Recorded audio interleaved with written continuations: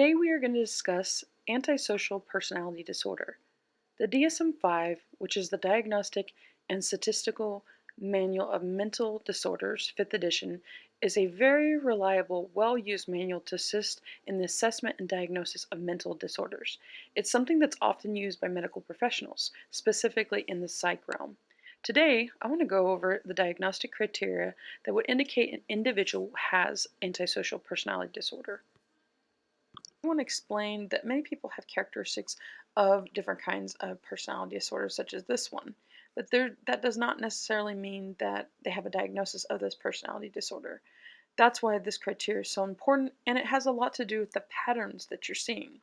Antisocial personality disorder is often misunderstood because of its name. It's often misconstrued that it indicates that someone does not like to be around others, when in many instances it actually is just the opposite. Some things that are important to know in the diagnosis, or know about the diagnosis of antisocial personality disorder, is that the individual should be at least 18 years old. They should have shown evidence of some kind of conduct disorder before the age of 15. Another important criteria is that the occurrence of the antisocial behaviors or characteristics is not exclusively during schizophrenia or bipolar disorder. If they're having similar characteristics to these upcoming characteristics that we're going to discuss, it may be something entirely different that we're looking at, a totally different mental disorder such as schizophrenia or bipolar. So it's important that some of those things are ruled out too. It's not that they couldn't have both, but it's definitely important to consider other things that could be causing them to act out in certain ways. And they are showing a pattern of at least 3 of the following 7 characteristics. The key word here is pattern. Now let's jump right into the 7 signs of antisocial personality disorder. The first one is a reckless disregard for the safety of others and also for themselves. These individuals do not care who they hurt. They may violate the rights of others, and when they do it, they lack empathy. They often lack remorse and or even any kind of guilt for what they've done. Some behaviors that you might see that may give you a clue that the characteristic of this personality disorder is an individual who sets fires, any kind of cruelty to animals is a big one, reckless driving, stealing, physical altercations, exploiting others, homicide, abusive relationships, forgery. An interesting thing that I've noticed recently with the pandemic that is currently going on in the world is that I've seen some comments and some individuals that say things like, I shouldn't have to do this, I'm going to do whatever I want. That would definitely be something that would fall under this category. And so if you see someone write something like that, that doesn't necessarily mean they're antisocial, but it definitely may be a clue that they just have that disregard. They don't care if they infect others. It's more important what they have to do. They do not want to do anything that inconveniences them in any way, anything that makes them have to go the extra mile for another individual. They just don't want to do that. They want to do what they want to do in that moment without any kind of precautions or any kind of anything that basically is going to stop what they typically want to do. Let's move on to the next one. Irresponsibility with work and money.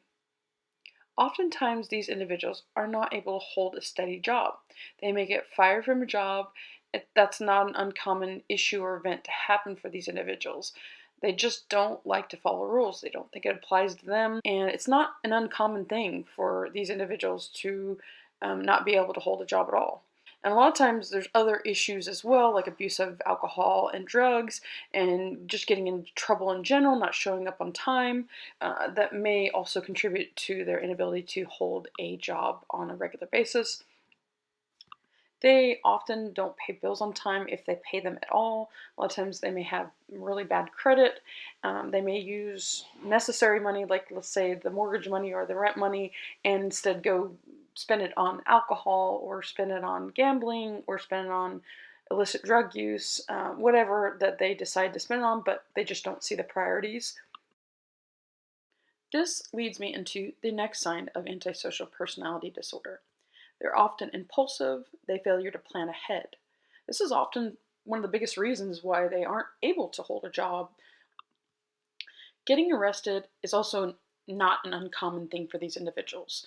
When they don't want to do something, or when they do something, they just think that it doesn't matter, that they don't even think about the consequences.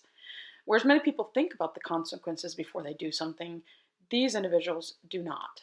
They like to take risk. They don't think about whether or not they can hurt themselves or whether or not they may hurt others. It's just kind of, they just do what they please. And thrill seeking a lot of times is another thing that comes along with this. Moving on to the fourth sign of antisocial personality disorder.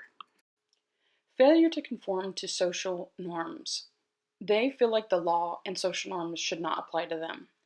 Although they may come off as very charming, often it's done just to simply manipulate others for their own gain. So in other words, so then if they want something, they may be extremely nice or give compliments or pretend like they are actually doing something good, when in all actuality they are really just doing something to benefit themselves.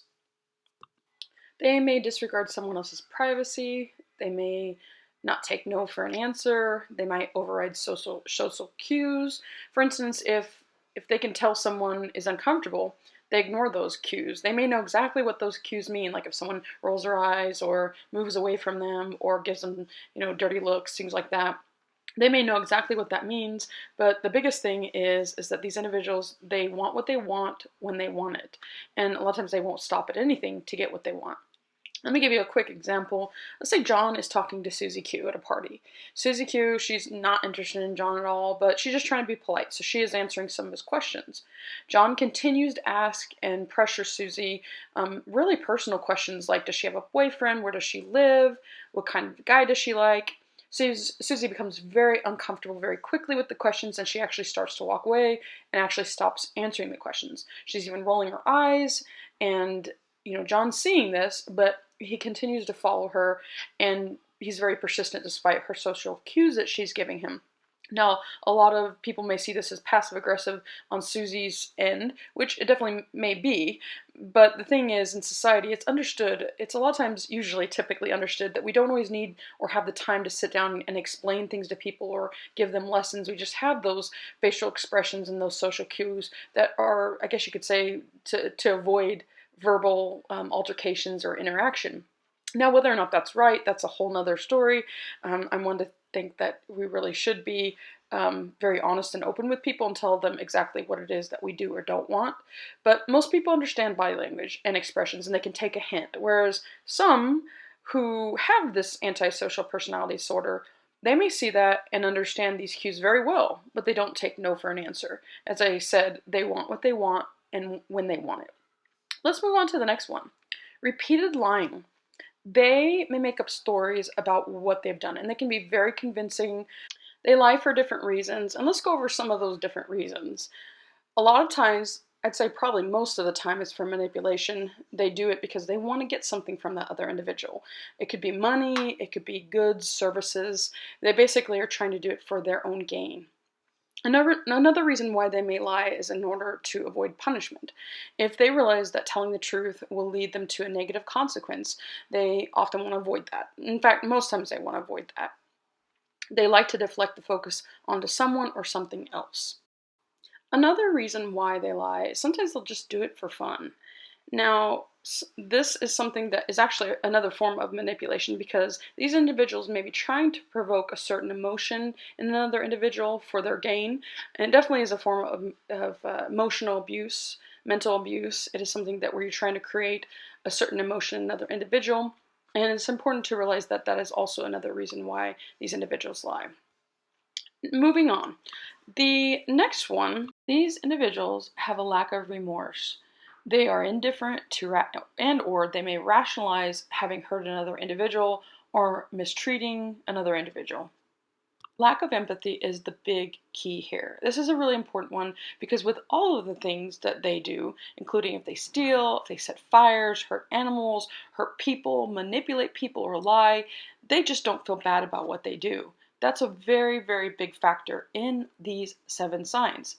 Let's go ahead and move on to the final characteristic: irritability and aggressiveness. These individuals are often very irritable if they don't get what they want. They can get very aggressive very quickly. Even though they may come off as charming, they often get into physical altercations verbal arguments, and even they'll provoke situations. You can see how all of these signs can play into each other. They are intertwined, and these individuals specifically, if you can see that they don't pay attention to consequences, they have a lack of disregard for others, it's really easy to understand why they have difficulties at keeping a job, getting in trouble with the law, uh, abusive relationships, problems with maintaining any kind of relationship at all, issues with money. It's a very common thing. There are some who are higher functioning and maybe they are able to hold a job or do different things like that. So just it's important to remember that this is just a guide for medical professionals. It's important to remember that. And if you suspect someone or if you suspect yourself, definitely make sure to seek medical attention. Specifically in this case probably from a psychiatrist, but the awareness is the important part. I think that understanding that this is something that needs to be treated. It is difficult to treat, but it can be treated. In addition to genetics, there is also obviously patterns that have been learned over time and environmental factors that can contribute into developing this personality disorder. So definitely make sure that if you feel like you are experiencing any of these characteristics, that to get professional help. And also if you are in a relationship and you believe that someone has this, you can also get professional help as well to see what options are available for you. Thank you guys so much for watching. We appreciate it. Make sure to subscribe to our channel for more medical videos such as this one. And also make sure to give this video a thumbs up if you like this kind of content. That lets us know that you want more of this kind of content. And also hit the notification bell so you can get the latest videos. Alright guys, until next time.